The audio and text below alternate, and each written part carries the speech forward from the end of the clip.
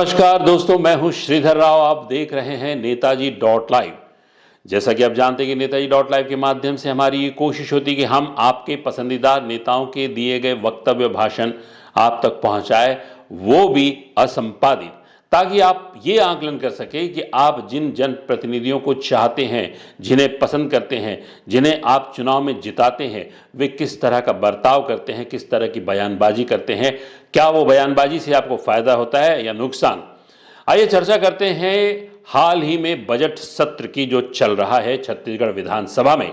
और ये पहला विष्णुदेव सरकार का पहला बजट सत्र है और उनके विद्वान वित्त मंत्री ने जिस विद्वता के साथ सदन के पटल पर बजट प्रस्तुत किया, उससे विपक्ष के नेता यानी कि पूर्व मुख्यमंत्री भी अचंभित रह गए और उन्हें यह कहना पड़ा कि उन्हें कुछ समझ में नहीं आया। अरे भूपेश जी, आपको क्यों समझ में आएगा? लगातार 5 वर्ष जनता ने आपको मौका दिया था काम करने का जनहित में, लेकिन आपकी मंडली जो आपके इर्द गिर्द रही है, उसके घेरे से ही आप बाहर नहीं आए। तो ऐसी भाषा आपको कैसे समझ में आएगी, जहां एक पढ़ा लिखा पूर्व आईएएस वित्त मंत्री, जिसे भारतीय जनता पार्टी की विचारधारा से प्रभावित होकर अपने उम्र के मध्य में उन्होंने अपनी सर्विस को त्याग पत्र दिया और बीजेपी ज्वाइन किया। आखिर क्या बात है बीजेपी की विचारधारा में? और उस विचारधारा को ज्वाइन करने के बाद 5 साल लगातार स्ट्रगल करते रहे। उसके बाद जब वो रायगढ़ से विधायक बने तो भारतीय जनता पार्टी ने भी उनके त्याग का परिणाम उन्हें वित्त मंत्री बनाकर दिया। उनकी भाषा शैली और लगातार 2.5 घंटे तक उन्होंने जो कहा, उसे शायद बहुत कम लोग समझ पाएंगे। मेरा यह कहना है कि वित्त मंत्री के इस बजट सत्र में दिए गए भाषण से विपक्ष के नेताओं को समझ में नहीं आने वाली बात तो दिखी है। जैसा कि भूपेश बघेल बयान करें, हम आपको उनका बयान भी सुनाएंगे जो सदन में उन्होंने दिया। बजट में प्रावधान कहाँ है? आप बोल भर रहे हैं, लेकिन बजट में प्रावधान क्या है? एक हॉस्पिटल, एक स्कूल, वो तो पहले से चल रहा था।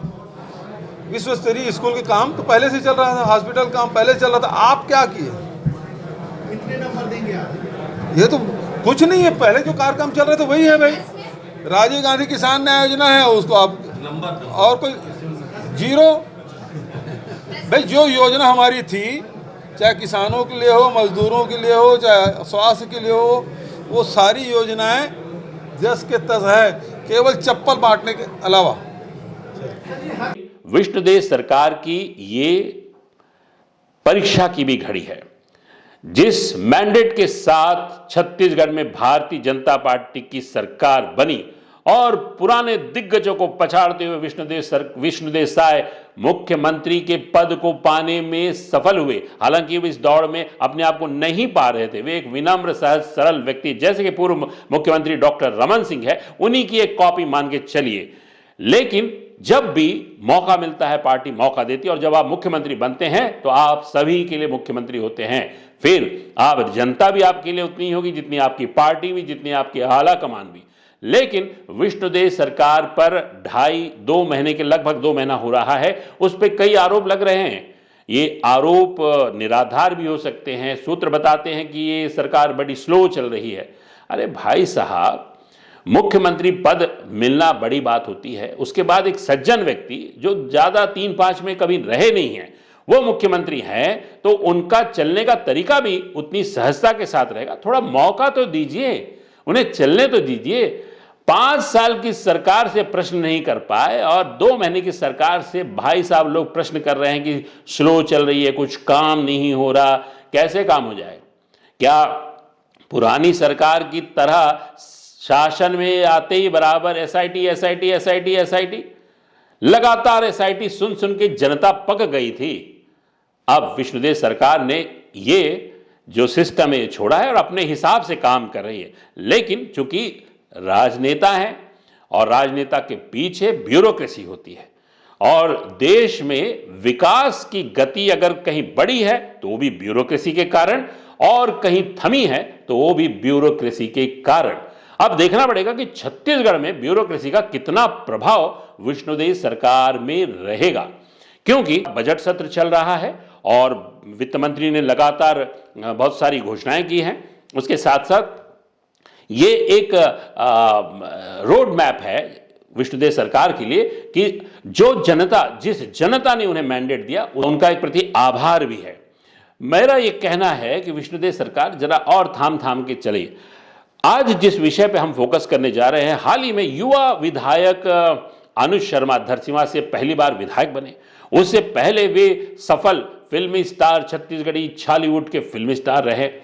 लगातार उन्होंने भारतीय जनता पार्टी के करीब रहे थे, लेकिन दोबारा ऐसा, पहली बार तो उन्होंने ज्वाइन कर लिया था ऐसे कहते लोग, लेकिन दोबारा ज्वाइन किया और ये ज्वाइनिंग उनके लिए अच्छी रही और ओम माथुर जी के सानिध्य में उन्होंने ज्वाइन किया और भारतीय जनता पार्टी के विधायक भी बन गए और उसके साथ साथ अभी सदन में बैठ रहे हैं। हालांकि चुनाव के समय में अनुज शर्मा की जो चुनावी यात्रा थी वो कुछ स्लो थी, कुछ लोग उन्हें पसंद नहीं कर रहे थे, लेकिन समय समय पर नेताजी डॉट लाइव ने भी उन्हें आईना दिखाया और पार्टी ने भी इसे गंभीरता से लिया और तमाम लोग उनको जिताने में सहयोग करे। हालांकि अनुज शर्मा का अपना एक अलग दायरा है और एक अलग पॉपुलैरिटी है। भारतीय जनता पार्टी की विचारधारा के सुनने के साथ साथ वो जब ज्वाइन किए तो उनकी जो सफलता है उसमें एक एड ऑन हो गया है और उन्होंने सदन में आके बहुत सारे कम लोग शराब के मामले में प्रश्न कम करते हैं, विधायक लोग, नेता लोग, मंत्री लोग, क्योंकि शराब एक ऐसी चीज है कि इससे याराना कोई छोड़ नहीं सकता, शराब इकाई से, शराब लॉबी से। क्योंकि लोग कहते जरूर हैं कि हम शराब खराब चीज है, शराब को बंद कर, शराब, पुराने सरकार के में जो घोटाले हुए थे, 2000 करोड़ के जो आबकारी घोटाले हुए थे, उसको भारतीय जनता पार्टी के नेता लोगों ने पानी का घूंट पी पी के उस सरकार को बेहद भयानक तरीके से एक्सपोज करने की कोशिश की और ईडी के द्वारा उनके ऊपर कार्रवाई की गई। कई लोग जेल में रहे, कई लोग बेल में भी आ गए बाहर पर, लेकिन काफी चर्चा में रहा देश में ये मामला लगभग 2000 करोड़ का।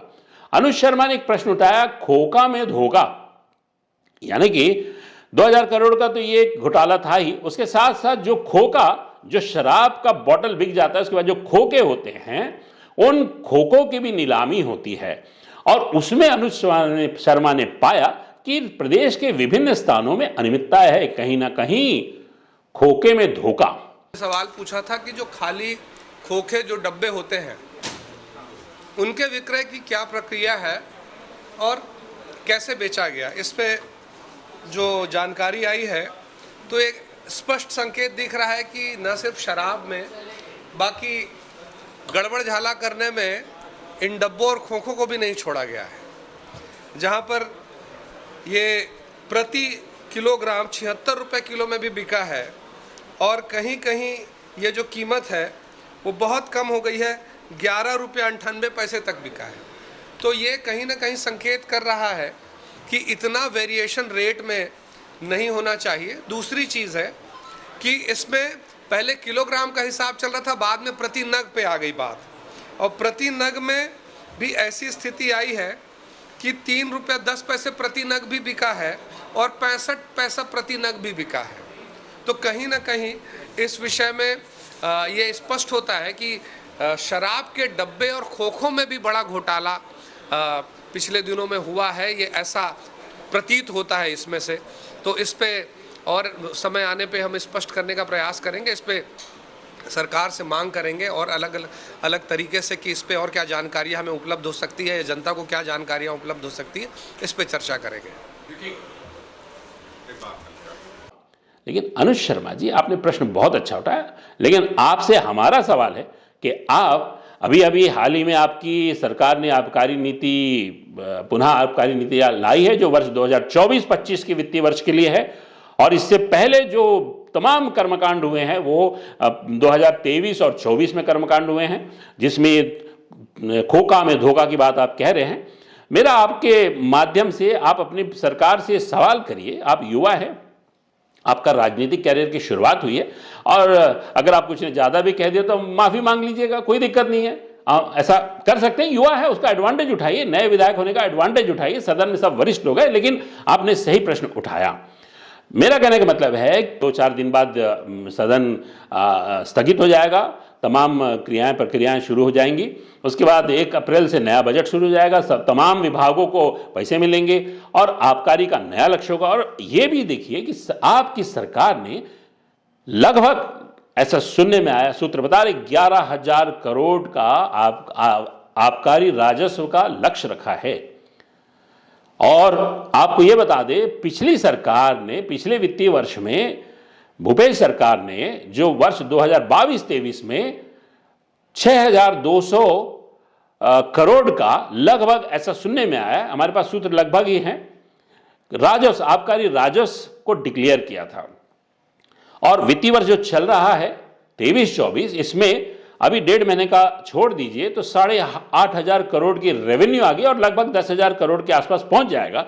तो 1,000 करोड़ और इजाफा आपकी सरकार ने किया। ये बड़ी ईमानदारी की बात है, क्योंकि शराब के व्यवसाय में बहुत गुंजाइश है। जिस तरह के लोग कह रहे हैं, सूत्र बताते हैं कि 2,000 करोड़ नहीं, इससे कई करोड़ का एक घोटाला है। लेकिन महिलाएं ने, जनता ने, पीड़ितों ने, महिलाओं के लिए आपकी सरकार ने बहुत अच्छी योजना लाई है और उस योजना के कारण ही भारतीय जनता पार्टी की सीटें बढ़ी है। देश के प्रधानमंत्री का कहना रहा है कि ना खाऊंगा ना खाने दूंगा, वो उस पे हमेशा अड़िग है कि मैं न खाऊंगा ना खाने दूंगा। मेरा उनके प्रति बहुत सम्मान है। उनके भ्रष्टाचार के विरोध के मुहिम में मैं पहला हूं जो उनको सहयोग करूंगा। बाकी तो सहयोग करते होंगे, लेकिन मेरी जानकारी में जब भी आता है तो मैं ऐसे व्यक्तित्व को सम्मान करता हूं, प्रणाम करता हूं, जो न खाऊंगा न खाने की पॉलिसी पे चल रहे हैं।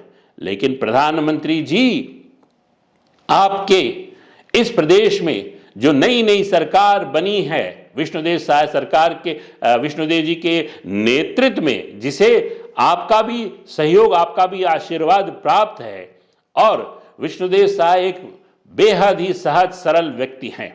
वे, मैंने जैसे कहा, वो किसी 3-5 में आज तक उनका कोई रिकॉर्ड नहीं रहा है। वे एक बहुत बेहतरीन व्यक्तित्व है, आदिवासी नेता है। माननीय प्रधानमंत्री जी, आपसे अनुरोध है, और आपके जो कर्मठ सहयोगी हैं अमित शाह जी, जिनकी पैनी नजर पूरे छत्तीसगढ़ के एक कोने में रहती है, और जिसके परिणाम के कारण ही अच्छे प्रतिभाशाली लोगों को यहाँ पर भारतीय जनता पार्टी में शामिल किया गया और वे जीते भी हैं। और उन्होंने आपके ऊपर और हमारे वर्तमान के वित्त मंत्री पर सार्वजनिक सभा में कहा था कि आप इन्हें वोट दो, हम इन्हें बड़ा आदमी बना देंगे। विष्णुदेव साय जी तो बड़े आदमी बन गए हैं, छत्तीसगढ़ के प्रथम व्यक्ति बन गए हैं राज्यपाल के बाद, कि उनके हाथ में शासन की बागडोर है। वहीं वित्त मंत्री के रूप में एक बहुत ही शिक्षित व्यक्ति को आपने दिया है। लेकिन ये जुगलबंदी चलकर क्या छत्तीसगढ़ के लोगों का ही हित करेगी? क्या सिस्टम में पारदर्शिता लाएगी? और अगर सिस्टम में ये दोनों की जोड़ी ने पारदर्शिता लाई तो आपकी योजना सफल हो गई। आप जो कहते हैं ना खाऊंगा ना खाने दूंगा, वो जो वक्तव्य है वो एकदम सही साबित होगा। लेकिन ऐसा लगता है छत्तीसगढ़ की वर्तमान विष्णुदेव सरकार ने से कॉपी पेस्ट कर लिया है आबकारी नीति को पिछली सरकार के।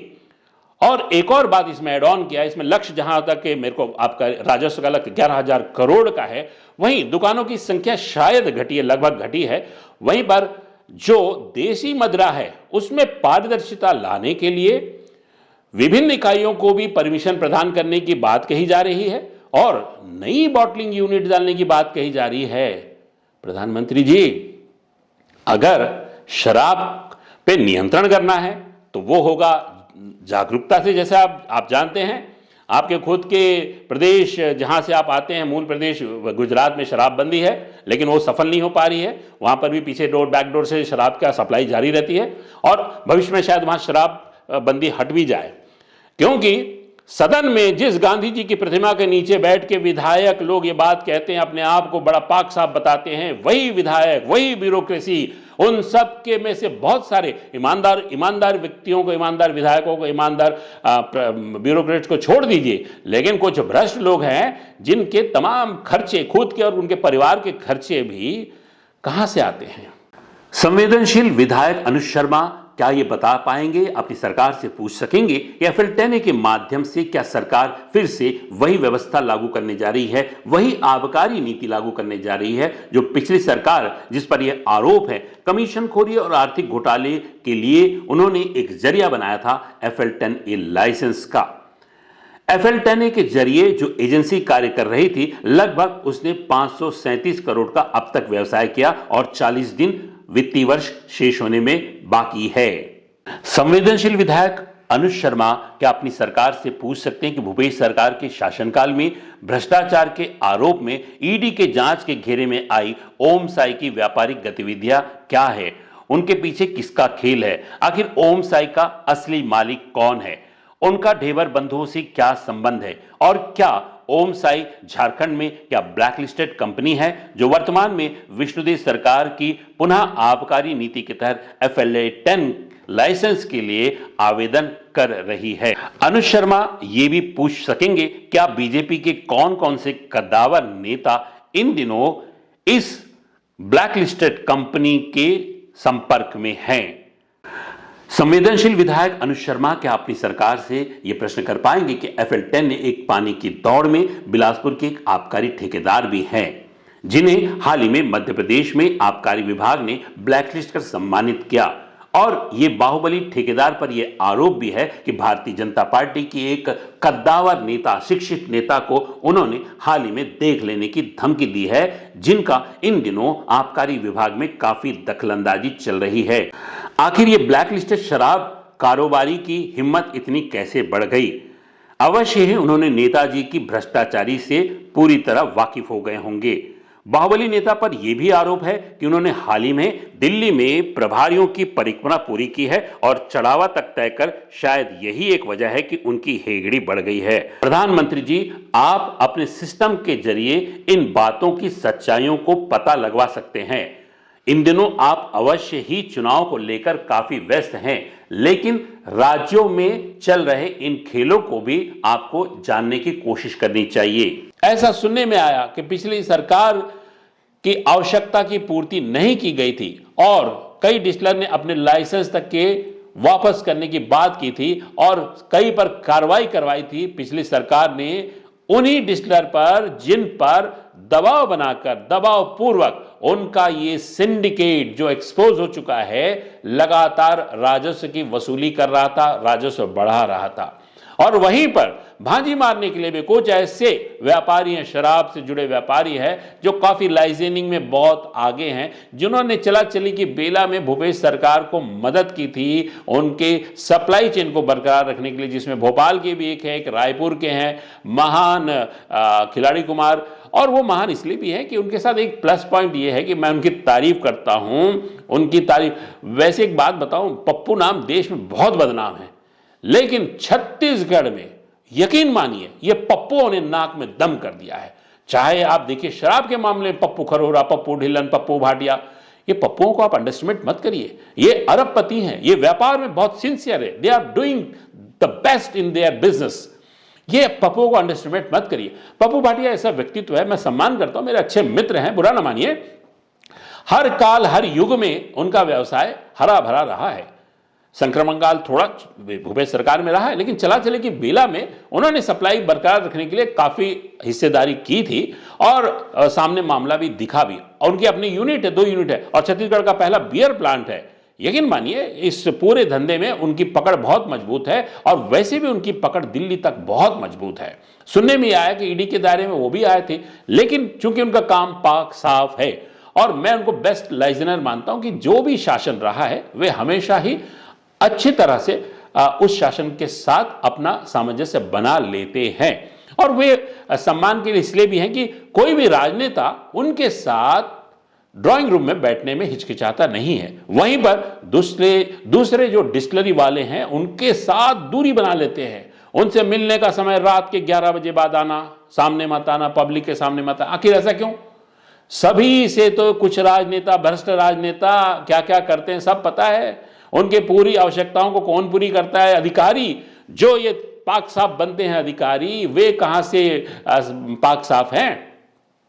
यकीन मानिए शराब के धंधे में बहुत पैसा है और पैसा पानी की तरह बहाया जाता है। इसीलिए अधिकारी लोग भी नहीं चाहते कि इसमें, कुछ अधिकारी लोग चाहते हैं, कुछ नेता चाहते हैं जो समाज के लिए हैं, जिनकी विचारधारा समाज अंतिम छोर के व्यक्ति तक के मदद करना, अंतिम छोर के व्यक्ति तक विकास ले जाना। लेकिन मौका देखने वाले मौका परस्त लोग हर जगह हैं, लेकिन उनकी भी तारीफ करनी चाहिए जिन्होंने पिछले चुनाव में भूपेश सरकार की रवानगी में छोटी मोटी भूमिका निभाई है और उन्होंने न पौवा दिया न पैसा दिया, अपने लाइसेंस तक को उन्होंने सरेंडर कर दिया, उनकी लाइसेंस भी जब्ती हो गए थे। लेकिन पारदर्शिता की बात है, शराब के धंधे को कोई भी सरकार इग्नोर नहीं कर सकती।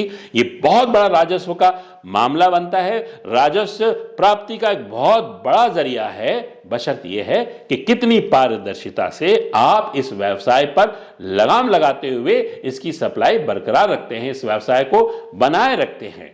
लेकिन ऐसा सुनने में आ रहा है, ईमानदारी से विष्णुदेव सरकार ने 11,000 करोड़ का लगभग आबकारी राजस्व का लक्ष्य रखा है। आखिर सरकार के पास वो आंकड़े होंगे और ये भी अनुज शर्मा को पूछना चाहिए अपनी सरकार से।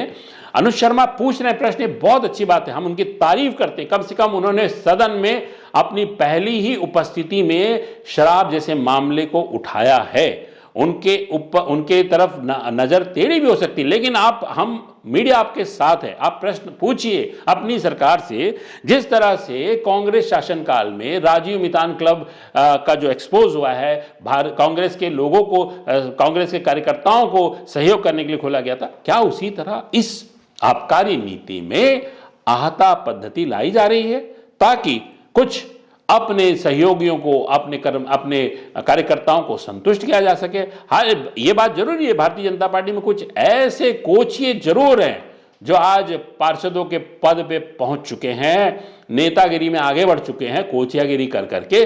क्या ऐसे लोगों ने भी कोई अपनी डिमांड रखी थी और जिसका लक्ष्य, राजस्व लक्ष्य लगभग पूरे आंकड़े तो हमारे पास 500 से 600 करोड़ का हो सकता है और जिसमें दुकान की टोटल एमजी का 3% लाइसेंसधारी से लिया जाएगा। आहता वो व्यवस्था होती है जो शराब दुकान के बाजू में हमारे मदिरा प्रेमी लोगों के ध्यान में रखते हुए सड़क में ना रहें, कार में बैठ के ना पिएं, सड़क पे चलते चलते ना पिएं, कहीं और ना पिएं, कोई पुलिस वाला उनसे वसूली ना कर ले, कोई पुलिस वाला उनसे वो ना कर ले। इसके लिए एक मदिरा दुकान के बाजू में एक व्यवस्था बनाई जाती है जिसे आहता कहते हैं, जहां पर आहते में उनके साथ साथ चखना की भी व्यवस्था थी। लेकिन आप सोचिए, इतने छोटे से आहते के करोड़ों के कारोबार, यकीन मानिए बैकडोर से कुछ ना कुछ नेता लोग तो ट्राई करेंगे आहता हमें दे दे करके। ये क्या बेरोजगारी का, ठीक है, एक बेरोजगारी का आपने एक जरिया जरूर बनाया हो सकता है, लेकिन सरकार को इस ओर भी ध्यान देना चाहिए। शराब की विक्रय को सरकार नियंत्रण करना चाहिए, ये बात सही है। उसकी क्वालिटी पे भी ध्यान देना चाहिए, जो सरकारें क्वालिटी पे ध्यान नहीं देती है।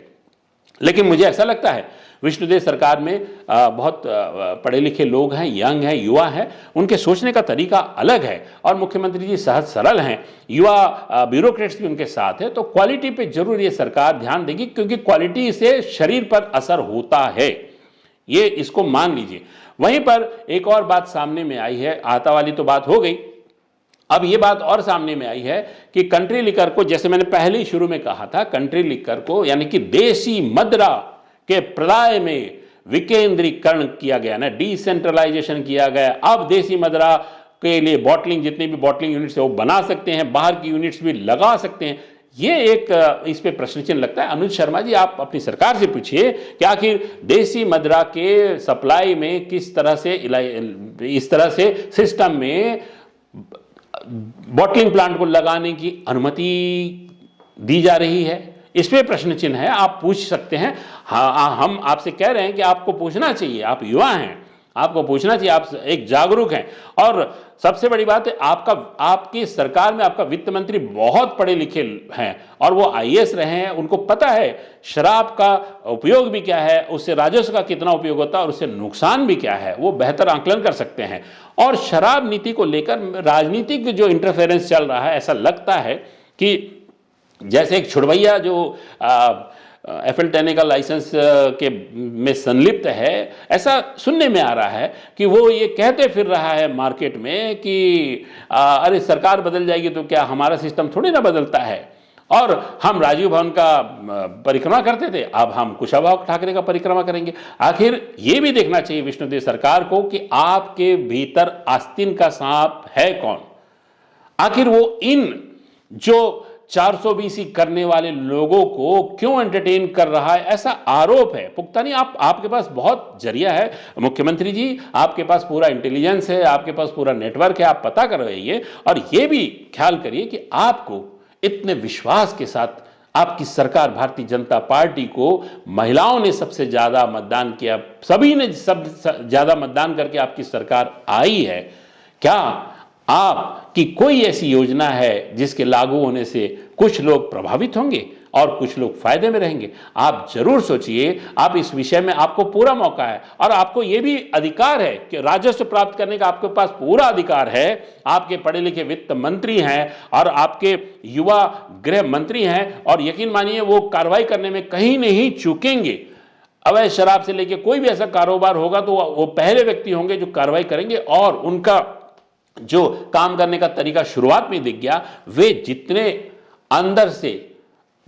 अंदर से वो भावुक हैं, जितने अंदर से वो जनता की नब्ज को समझते हैं, उतना ही वो कठोर हो सकते हैं। केंद्रीय गृह मंत्री को भी एक लंबे समय तक जेल में रहने का अनुभव है, वहीं छत्तीसगढ़ के वर्तमान गृह मंत्री को भी जेल में रहने का अनुभव है। लेकिन ये सब मामले राजनीतिक थे, राजनीतिक द्वेष से उन पे लगाए गए आरोप के तहत वे जेल में थे और वे जानते हैं भली भांति किस तरह से राजनीतिक दल सिस्टम का दुरुपयोग करके अपने विरोधी दल के नेताओं को जेल में डाल देते हैं।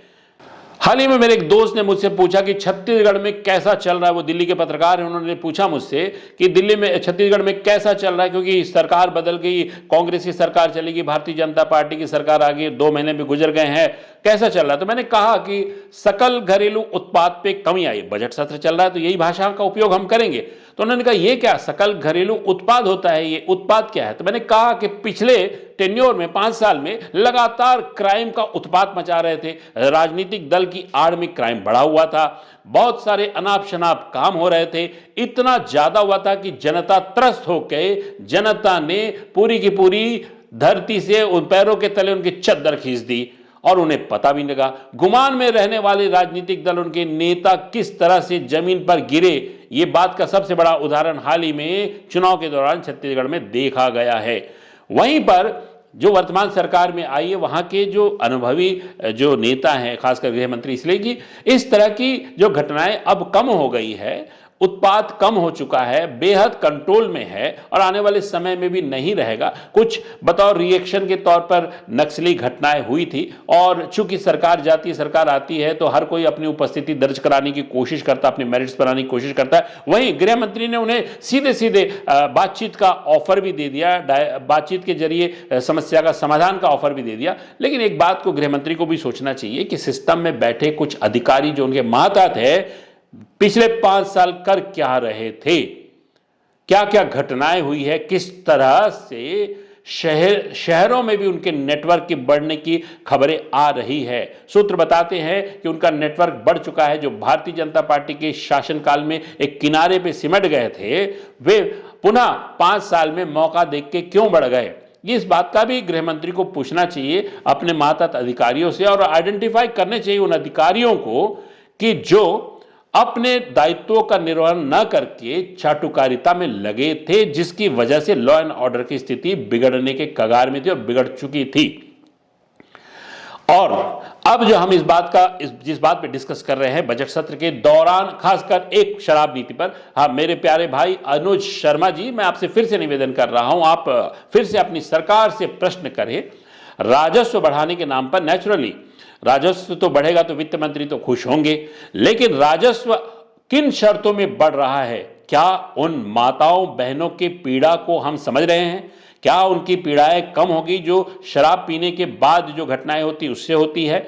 आप राजस्व का लक्ष्य जरूर रखें, लेकिन जिन माता बहनों ने आपको वोट दिया है उनका भी विशेष ख्याल रखें और कोई ऐसी कॉपी पेस्ट वाली योजना ना लाए कि जिससे कि आपको भी, आप लोग तो खैर वित्त मंत्री, लेकिन नेतृत्व करता कौन है? विष्णुदेव साय, जिन पर किसका भरोसा है? पार्टी का भरोसा है, जिन पर विधायकों का भरोसा है, जिन पर केंद्रीय नेतृत्व का भरोसा है। और आपके मुखिया तो कहते ही हैं, जैसे मैंने कहा कि ना खाऊंगा ना खाने दूंगा, लेकिन आप इस बात पे रहिएगा, ना पीऊंगा ना पीने दूंगा। हालांकि पीना अपना व्यक्तिगत विशेष अधिकार होता है किसी का, लेकिन सरकार के रहते आप इस बात को बढ़ावा ना दे। अनुज शर्मा जी, आप इन तमाम बातों को, प्रश्नों को अगर पूछते हैं ये 4-5 दिन जो बचे हैं, तो वाकई जनता वाकई जो पीड़ित लोग हैं वो आपको बहुत बहुत धन्यवाद देंगे, वो माताएं बहनें आपको आशीर्वाद देंगी। आप तो युवा हैं, आपका बहुत अच्छा भविष्य है। कल को कल आपको मंत्री भी बन सकते हैं, आगे जाके आप मुख्यमंत्री बन, हालांकि लाइन में बहुत सारे लोग हैं, वित्त मंत्री भी उसी लाइन में है,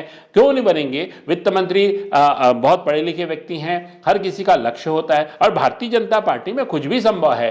अभी वर्तमान में जो पीडब्ल्यूडी मिनिस्टर है अरुण साव जी, लगातार उनके नेतृत्व में भारतीय जनता पार्टी ने जीत हासिल की और सबसे बड़े दमदारी के साथ उनका भी दावेदारी थी मुख्यमंत्री बनने की। लेकिन पार्टी ने जिनको तय किया, लेकिन पार्टी ने जो तय किया वो एक सहज सरल व्यक्ति को तय किया है। तो सबका ये दायित्व तो बन जाता है कि इस नेतृत्व को सफल करने के लिए सब अपने अपनी जिम्मेदारियों को ईमानदारी से निभाएं और हम मीडिया के माध्यम से हम आपके इस होम में जरूर हम साथ देंगे। और खासकर हमारा ये चैनल मोदी जी के उस स्लोगन पर अभी भी अडिग है और उनका साथ हमेशा देगा, न खाऊंगा न खाने दूंगा, यानी भ्रष्टाचार को समाप्त करने के लिए हम आपके साथ कदम से कदम मिलाने के लिए तैयार हैं। अनुज शर्मा जी, आपको बहुत बहुत बधाई। आपने सदन में सवाल उठाया खोखा में धोखा, लेकिन ये पूरे सिस्टम में जो पिछले टेन्योर में जो धोखा हो रहा था, जो शराब के मार्फत से हो रहा था, देखिए पारदर्शिता लाइए सिस्टम में। आप व्यापारियों से चर्चा करिए, व्यापारियों को साथ बिठाइए, चाहे कोई भी किसी भी फील्ड के व्यापारी हो, चाहे इस्पात के हो, चाहे लोहे के हो, चाहे इसके हो, चाहे शराब के, सबके साथ बैठ के चर्चा करिए और सबकी बातों को सुनिए। और कहीं ऐसा ना लगे कि आपकी सरकार एक तरफा किसी को सपोर्ट कर रही है, आपकी सरकार कहीं ना कहीं किसी एक को सपोर्ट करते ना लगे। आप जिसको जो भी आप करना चाहें आप कर सकते हैं, आप फ्री हैं। आपको राजस्व बढ़ाना बढ़ा सकते हैं, आप कानून व्यवस्था बना सकते हैं, आप कानून ला सकते हैं। लेकिन हमारा ये अनुरोध है कि आप पारदर्शिता के साथ चले, तो ये 5 साल ही नहीं, आप 25 साल के लिए आपकी सरकार यहां रहेगी। पिछले 15 साल जिस व्यक्ति ने यहां पर राज किया, चाउर वाले बाबा रमन सिंह, एक सहज सरल व्यक्ति जिनके व्यक्तित्व के कारण ही आधी से ज्यादा सफलता मिलती रही है, आज भी उनकी पॉपुलैरिटी गिरी नहीं है। और वैसा ही मिला जुला व्यक्तित्व विष्णुदेव साय जी पर है। और विष्णुदेव साय जी बहुत व्यक्तिगत तौर से मैं उन्हें जानता हूं, बेहद सरल व्यक्ति हैं। उन्हें हम सबको सहयोग करने चाहिए, क्योंकि दावपेच वो नहीं करते, नहीं करेंगे भी। और खासकर मेरा एक निवेदन है विष्णुदेव साय जी की व्यक्तिगत टीम, जो ओएसडीज की टीम होती है, जो उनके सचिवों की टीम होती है, वे अपने कान आंख को खोल लें। वे ये देखें कि कोई भी ऐसी योजना के कारण उनके मुखिया यानी कि उनके कैप्टन, उनके बॉस के ऊपर कोई आंच ना आए। चाहे पार्टी का कोई भी बड़ा से बड़ा पदाधिकारी अपने पद का दुरुपयोग करते हुए उन पर दबाव बनाए, क्योंकि उनका दायित्व होता है वो अपने बॉस के सिस्टम को सुचारू करे, अपने बॉस के सिस्टम को ट्रांसपेरेंट करे, अपने बॉस की सफलता में सहयोग करे। आपके बॉस ने आप पे विश्वास जताया है, यानी कि विष्णुदेव साय ने आप पर विश्वास जताया, तो आप उस ऑफिस के साथ साथ उनके साथ साथ उस पूरे ऑफिस के लिए भी ईमानदार रहे। क्योंकि अगर मुखिया का ऑफिस ईमानदारी का प्रतीक हो जाएगा तो पूरे प्रदेश में मंत्रियों का ऑफिस भी ईमानदारी का प्रतीक होगा। हम पुनः बधाई देंगे अनुज शर्मा को, खोखा में धोखा जैसे प्रश्न को उठाकर उन्होंने बात किया है। और नेताजी .live की ऐसी ही कोशिश बरकरार रहेगी। कुछ आंकड़े ऊपर नीचे हो सकते हैं, अगर भावावेश में आके हमने कोई बात कह दी तो हम उसके लिए क्षमा चाहते हैं। लेकिन हमारा ये काम था, हमारी कोशिश थी कि आपको इस मामले से सजग करें, इस मामले को बड़ी गंभीरता से आप ले। आप क्या बनाना क्या नहीं बनाना आपका जुरिडिक्शन है, आपकी पॉलिसी से आप बना सकते हैं। लेकिन जो हमारे पास मामले आते हैं, जो हमारे पास जानकारियां आती है, उनमें से ये एक जानकारी ज्वलंत विषय था शराब, उसी को लेकर हमने अपनी बातें आप तक रखी है। आप इसी तरह हमारे चैनल पे बने रहने के लिए हमारे चैनल को लाइक करें, शेयर करें, सब्सक्राइब करें। नमस्कार। जो हमारे रिफॉर्म्स हैं, निश्चित रूप से जो गलत करने वाले लोग हैं उनको हतोत्साहित करने वाले, और जो ईमानदार टैक्स पेयर हैं उनको प्रोत्साहित करने वाले रिफॉर्म्स हैं। कोई मगरमच्छ होगा तो उसको भी पकड़ने का टेक्नोलॉजी में तरीका है, कोई बड़ी मछली होगा तो उसको भी पकड़ने का तरीका है। निश्चित रूप से हम चिंगरी सुस्की पर ध्यान नहीं देंगे। नेताजी .live के प्रायोजक है Satyadeep diagnostic and clinic, Supela, Bhilai.